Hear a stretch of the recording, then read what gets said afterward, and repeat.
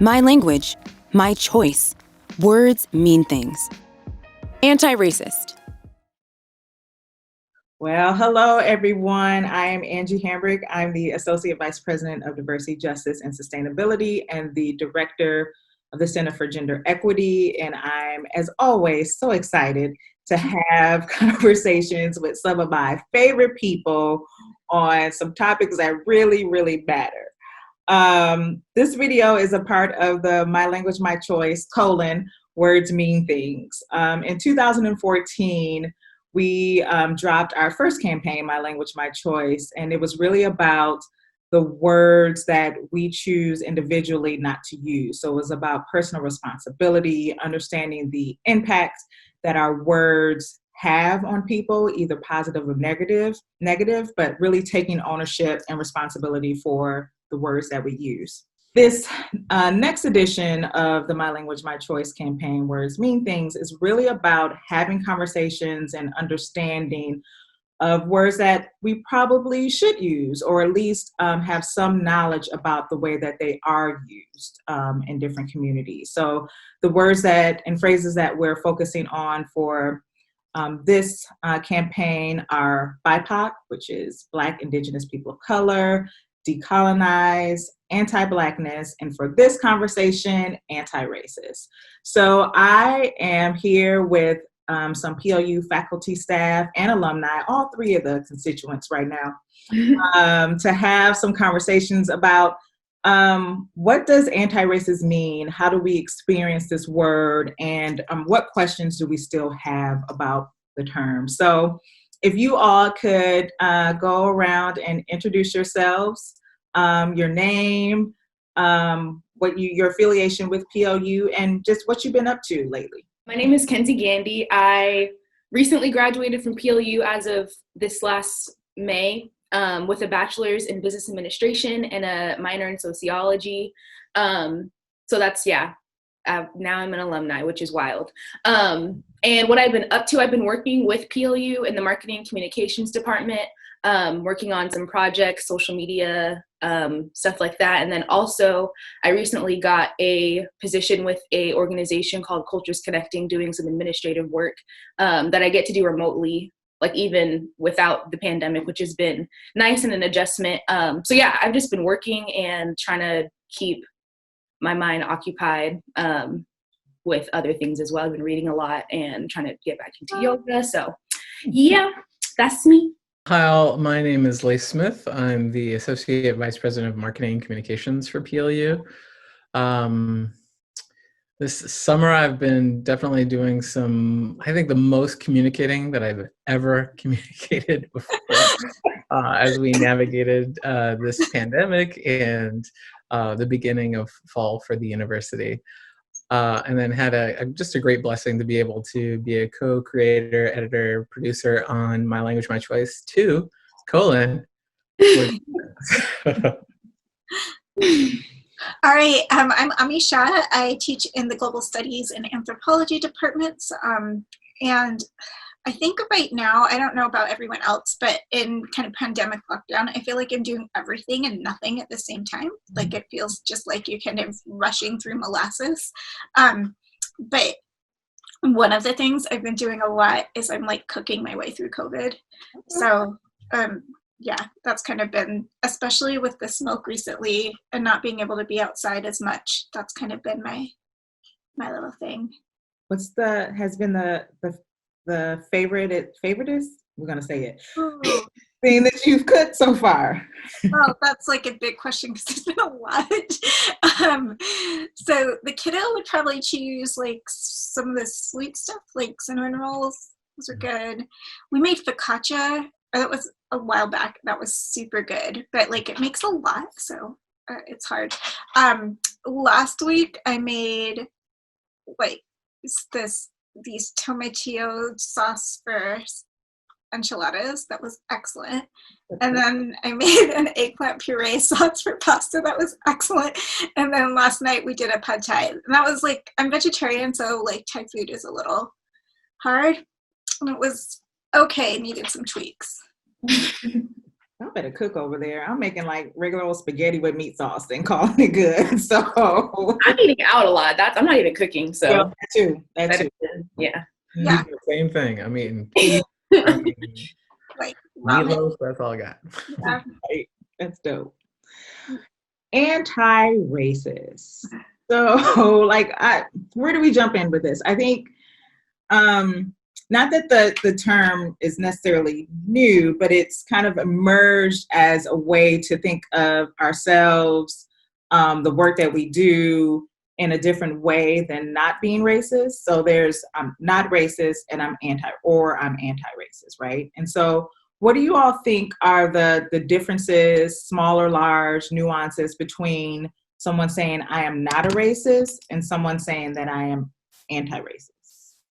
My first thought, I'm thinking of accountability and how anti-racist, well, first starting with not racist, that's an acknowledgement that racism is a thing and that it exists, and it's a social construct that, impacts how people experience the world, but it doesn't get at the role that you as an individual has in that sometimes it's action based, but sometimes it's not.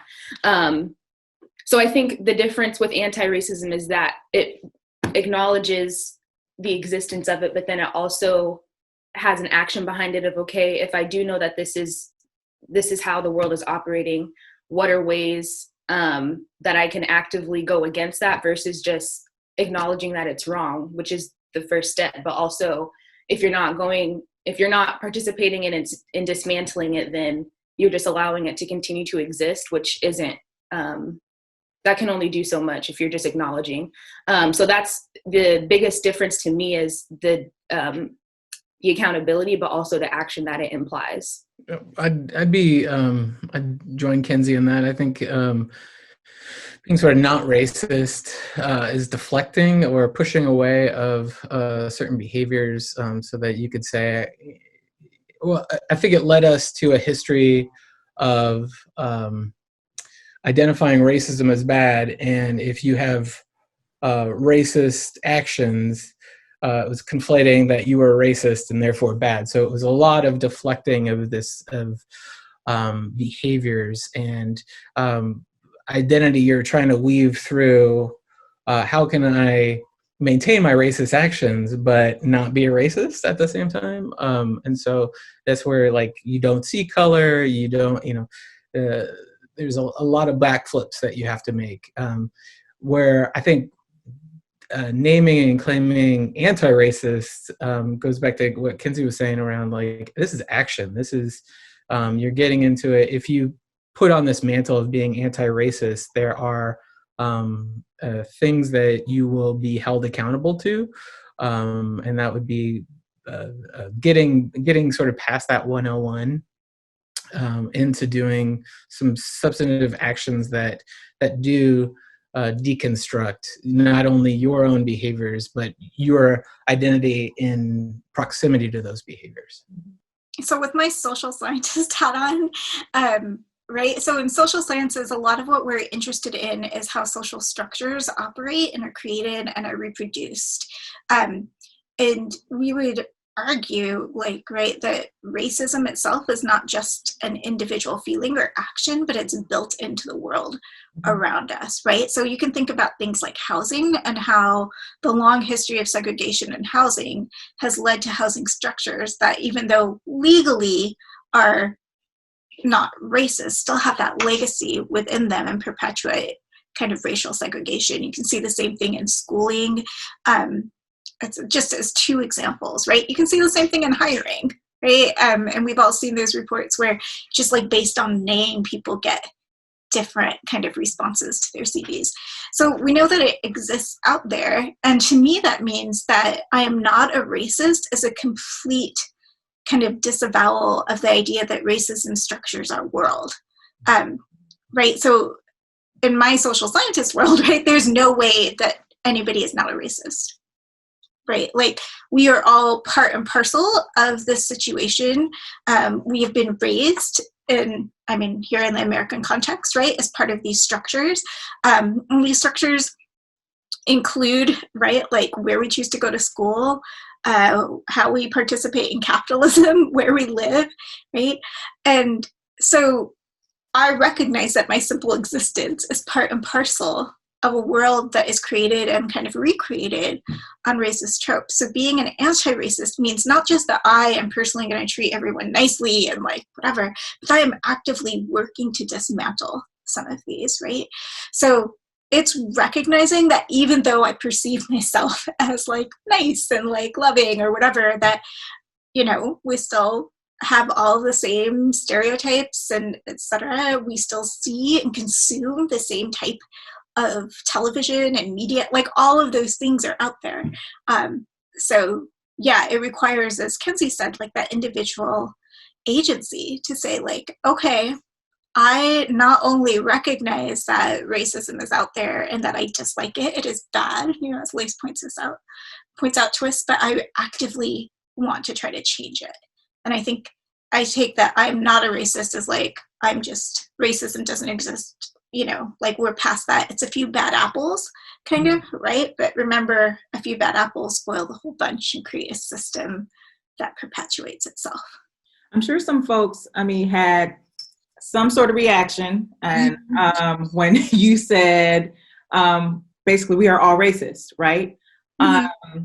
Antoinette Carroll said something to effect, and I'm not going to quote her completely, so I'm going to play around with it. But she basically said that systems are designed to do what they're designed to do, right? And so what you were saying about systems are designed, seeped in racism, then these are racist systems, right? And so how do you, going back to thinking about we are all racist because of the stuff that we live in, right?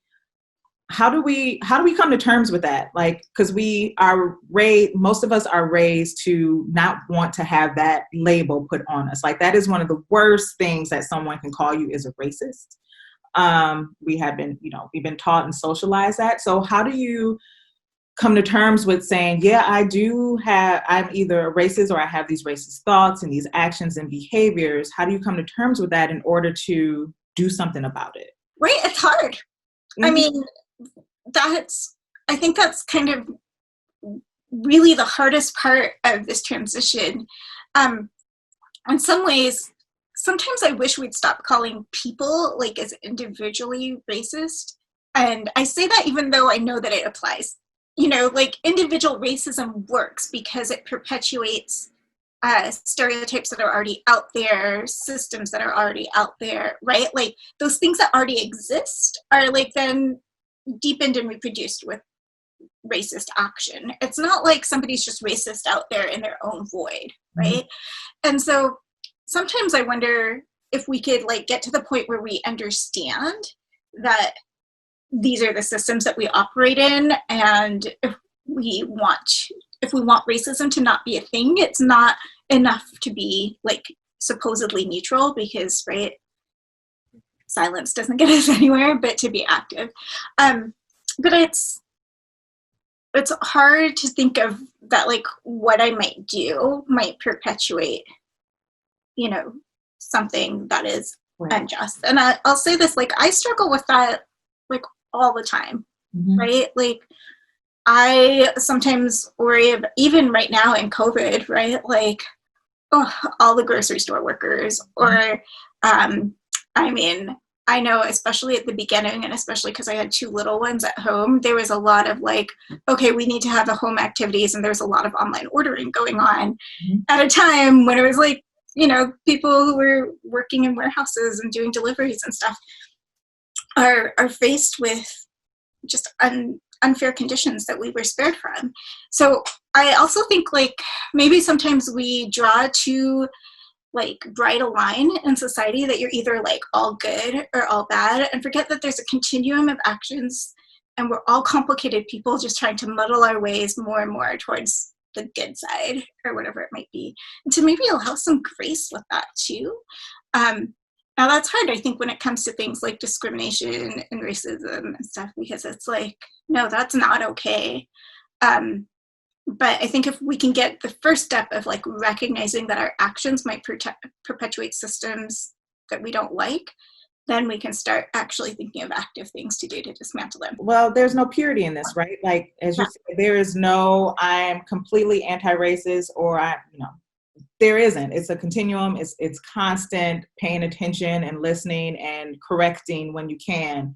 When we were just talking about you cooking, and me and Kinsey were like, all of us were like giggling, like, yeah, I've been ordering out.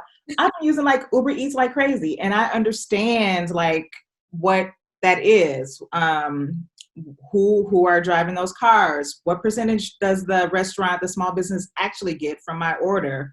How much percentage does Uber take? I understand all those things, and yet I just used it yesterday for breakfast. And so thinking about, but there are also other things that so I'm conscious of it.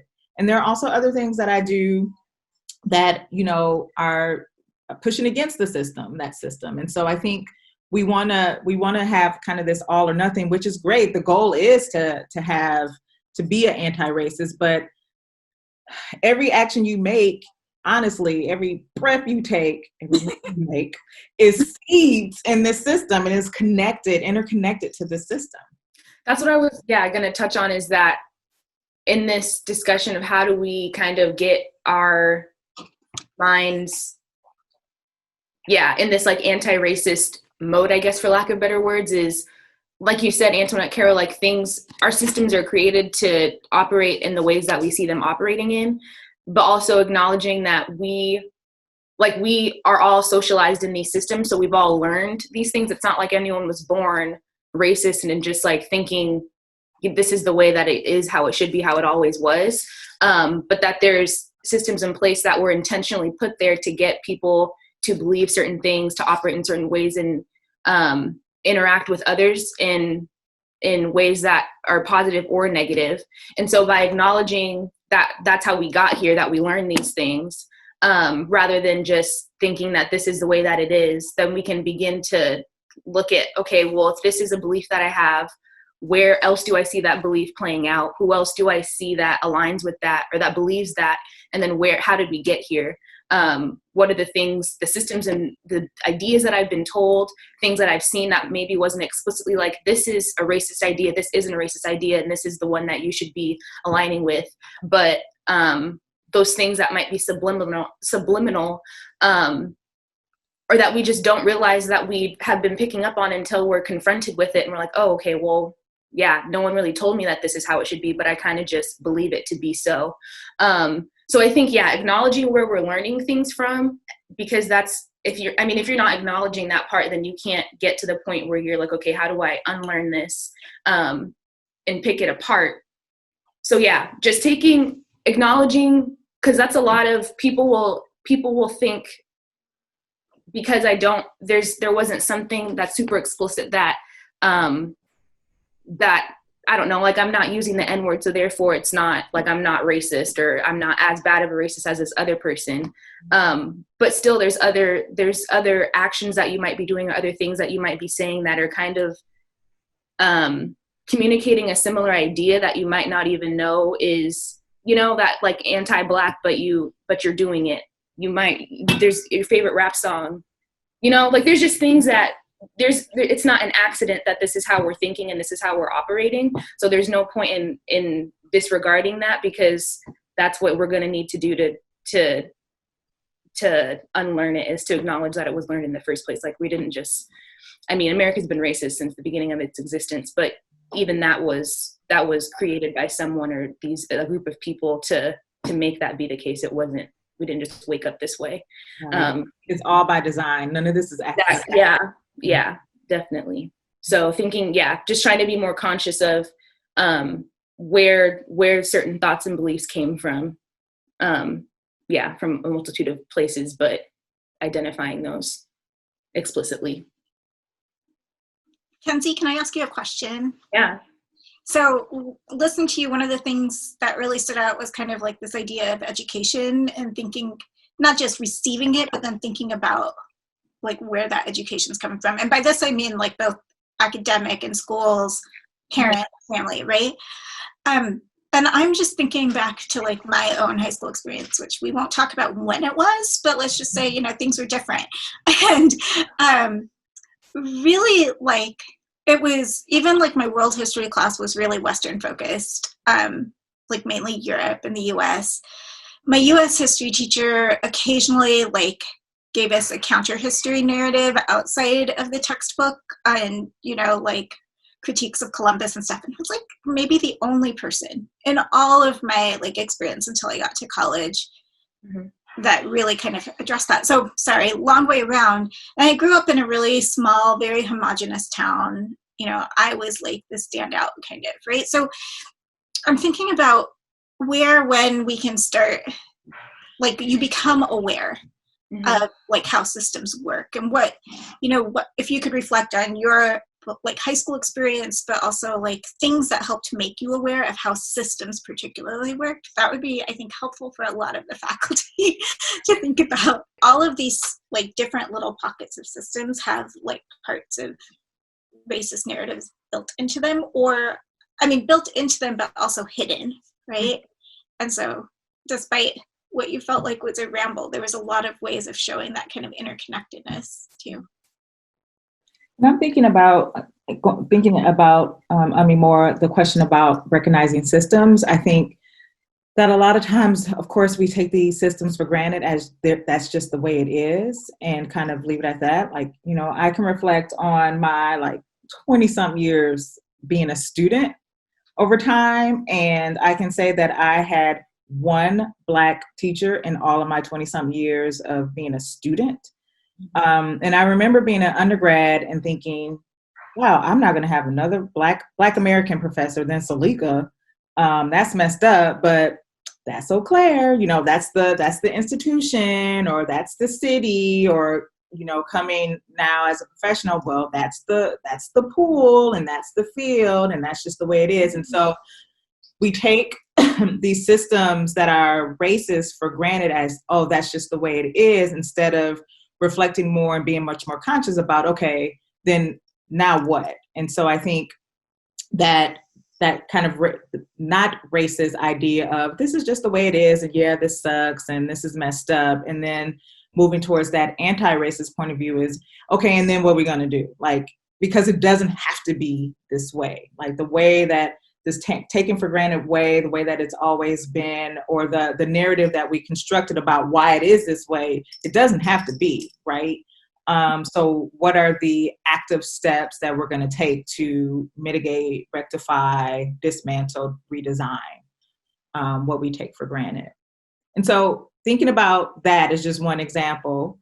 What are some other systems or things that are out there that we take for granted that are kind of seeped in racism, that we kind of say, you know, we're not a racist because we understand that that is that way, but that we could be much more active and think and look at that thing in an anti-racist way and do something about it. So what are some of those systems that we do take for granted? I was just thinking about, specific to this pandemic, just the ways in which people are, like you mentioned, essential workers, and how, but also thinking about like childcare and online schooling. And I've just really been thinking, I just feel for people with children, and just thinking about access to education and what that looks like. Yeah, home life and how that affects your learning environment and whether you have a quiet room to do something in. But those little things that get taken for granted, that people are just assuming that that people have resources and support systems and things to fall back on. So yeah, also thinking about like family structures and how things are set up for certain family structures without taking into account what other ways how families look, or just how they navigate and operate. If I get one more email that's like, hey moms, for your kids in school, I'm like, there's another parent. Another parent, and this should be addressed to them too. Yeah.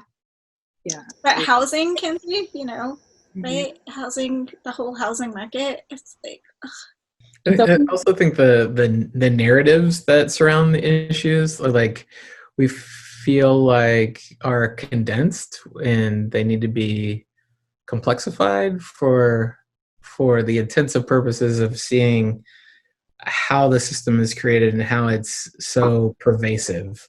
yeah. Because it's like no matter what you do or no matter how you're set up, you're going to be affected. Yeah. medical care too, and the whole practice of medicine and the science behind it. Yeah, and the academy, right? Like anthropology. Yeah, I was thinking, Lace, what you're talking about being condensed is we also have like condensed narratives that offer alternative explanations, right? Like, so this is America, everybody has equal opportunity. If you just work hard enough, you just pull yourself up by your bootstraps and you can get into the nice housing and you can get here and you can get there. And it's like, well, let's say you even do that, right?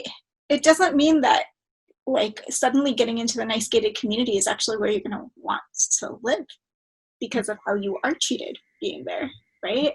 So yeah, and it like creates this narrative of poverty that's like, oh, everybody in poverty is lazy and ignores like the people who are working like 3-4 part-time jobs and need to because they can't get anything full-time because they've got these great loopholes that prevent offering, you know, benefits and stuff if you're part-time. So there's so much incentive for employers to offer part-time work instead of full-time and stuff like that. So it's, yeah, I mean, there's all these narratives of poverty and laziness and stuff that again get combined in this like horrible mix of racism. And we then can say, oh, it's not racist, it's because they haven't worked hard enough or they're not educated enough or, right? But it's kind of a sleight of hand that allows us to condense a narrative instead of unpacking it. I mean, it gets turned against folks. Like it becomes gaming the system, or worse, an innate feature of someone. Yeah, folks become the exception, and so if you're the exception, then the system doesn't exist because you made it. Wherever in your minoritized identity, since you made it, that means other people can. And since those other people cannot or have not and sometimes don't want to, then there is something wrong with them, not the system. Right. Mm-hmm. And it insinuates that there's this, like there's a certain level of, I don't want to say success, but that there's something, like there's some unspoken thing that people of color, Black people or whoever is aspiring to get to, when that's not the case, is that we're just like, who can get closest to whiteness the quickest? Like that's not what people are aspiring. Well, not everyone, but yeah, that's just harmful. That assumes that there's some desirable level of whiteness or success or whatever that means. Like, yeah, that you're done or you've made it. Yeah. Kenzie, you and I were having a similar thought right there, like about this idea of part of what system is racist is the ideas of what we define success to be and what we define like a successful family to be and like, right, all of that. I mean, so coming from an immigrant family and then especially moving to a smaller town or a smaller city, et cetera, there's so much pressure to kind of fit in so many ways. We talked about this, Angie, I think in the anti-Black episode where I would like straighten my hair and then curl it to look like different, you know, a different ethnicities type of hair. And that's like a mediocre one, but there's like meeting the standards of excellence in schooling, meeting the standards of excellence in appearance, in the type of house you have, like all of these things, right, that are actually not, I mean, some of it's part and parcel of the culture and society I come from, but not all of it, right? And in some ways it becomes this very like pop culture Americanized, like you want to have an apartment that's like Friends, even though it's ridiculous to think of having that type of apartment in New York City, you know, like when you're unemployed. But there's, yeah, or like to master the English language properly, right? Like I know, yeah, I was asked to like write essays even at home, like as a way of practice writing and learning a European language as a foreign language as opposed to a mother language, right? So there's all these ways that you kind of move to try to fit in, and that things that would be more normal, like living not necessarily in a nuclear family, but around an expanded family and stuff, are seen as like, oh, that house is so crowded and like they're kind of dirty and, you know, as opposed to just a different way of living. So I'm going to kind of closes with, it's a big question, and I know it is, and there's probably no answer, but we're gonna talk through it. If systems are designed to do what they're designed to do, and we are challenging ourselves to kind of unlearn that, to acknowledge and unlearn, then how do we start to redesign? How do we start to redesign a system? We can go there. Or how do you just start to redesign your own mind and your own imagination and your own behaviors that perpetuate those systems? Like, in addition to talking about naming the things and like this specific thing is racism or this thing isn't, and how can we unlearn it, but also bringing in the humanity of it and thinking about how are we as people, how can we experience and contribute to a better lived experience where we all feel seen and feel heard and acknowledged and valued and just seen as human. Because I think that sometimes gets skipped, and then we just try to go on to like, okay, well, how can we unwrite this system? But it's like we can't see that the system is flawed if we're not seeing how these people and humans and people that are having these real life lived experiences are being impacted by that. I think there's like tiers of it. So who you are as a person, and understanding like what are your internal motivations here? Who are you as part of a group? Who are you as a citizen? Kind of the social change model. Brene Brown. Brene was like, we're not here to be right. We're here to get it right. And if you take that on and look at what do we owe our community, it's to dismantle racism right now. This is the work here. This is the work, I believe, of Americans specifically, even though it's worldwide. And that is a lot of internal work. And you gotta pick up where you most resonate and start tracing how these systems happen and how they unfold. And take a sociology class, take an anthropology class. 101, that's great. Start. And then how can you harm reduce your own actions for your own groups, and where are you going to show up in your legacy? And Chris Jordan had he's a student at PLU. The Jordans are an amazing family, but he brought a art exhibit to Ingram. And one of his pieces, and I'm gonna give you my interpretation. You're gonna have to go back to him. It was about risk, and what are we willing to risk in this this effort, and really sort of internalize it to say, okay, here is what I'm willing to do. Here's the payoff and the outcome, and how am I investing? And so I think that's where anti-racism work is. You know where you want to go, and you know you can't get there alone. But how do you keep coming in to redesign those systems, and what are you willing to risk to once you understand that you're part of a racist system, to dismantle it? And challenging your risk a little bit, like, is your risk you don't want to be uncomfortable with your family? Or is your risk like my body might be on the line? Like, those are two different things. Mm-hmm. I'm not going to take away from anybody's feelings about what those risks are, but actually kind of assessing, is this really a risk, or I'm just really uncomfortable and I don't want to do it? Mm-hmm. Yeah. Right. My glib answer is to embrace the gray. And again, I think we have so much in like all or nothing that we really deny everybody, including ourselves, the gray space and the grace that it takes to muddle through, recognizing that ourselves are complicated and the systems we work in are complicated. And part of what we're talking about, right, is like recognizing that individual change and action is necessary, but also that individual change needs to interact with structures and systems. So how do we do that?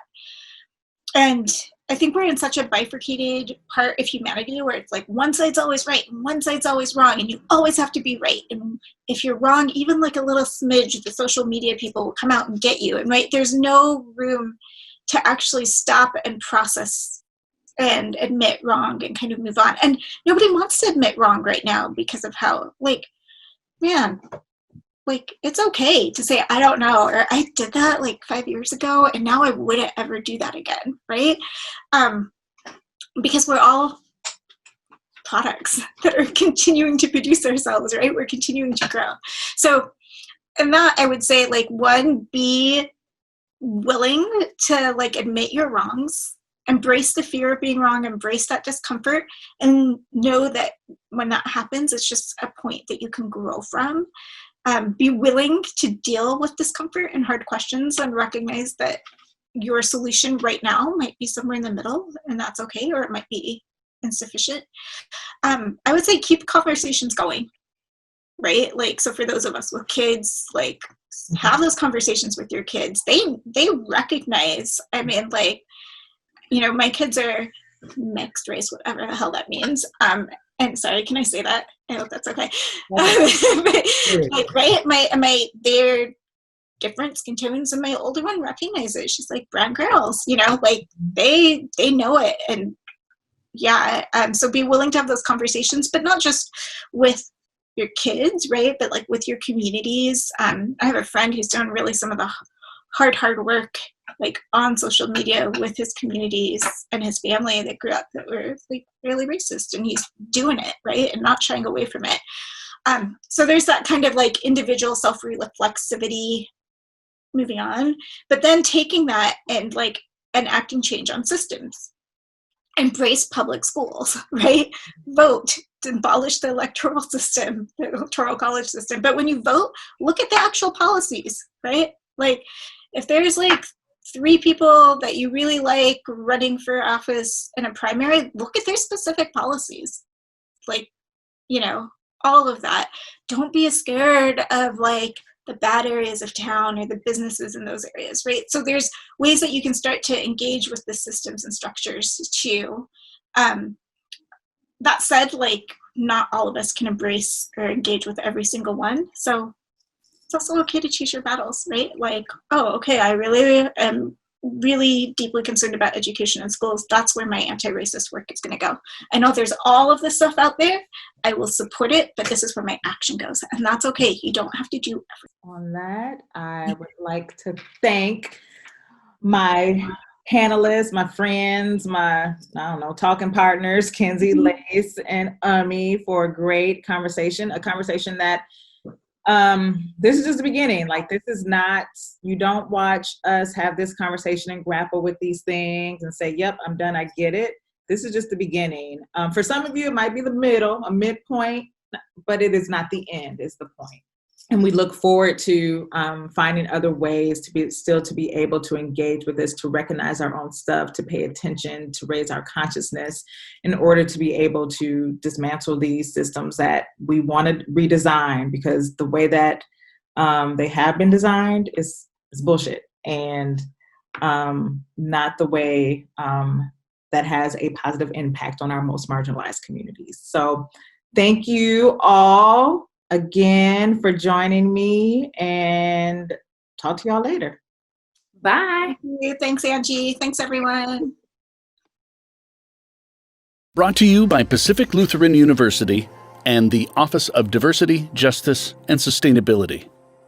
To find out more, join us at plu.edu/wordsmeanthings.